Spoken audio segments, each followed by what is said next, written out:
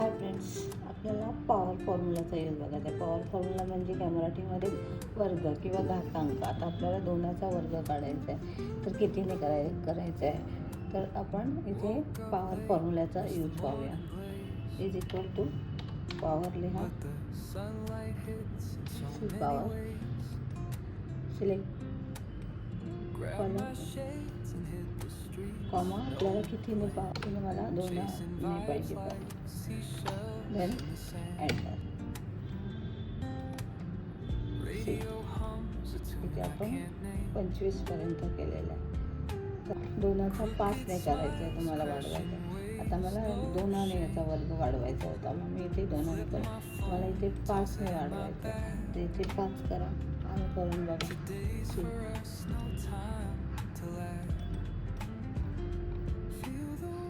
power फॉर्म्युलाचा use, मराठीमध्ये त्याला वर्ग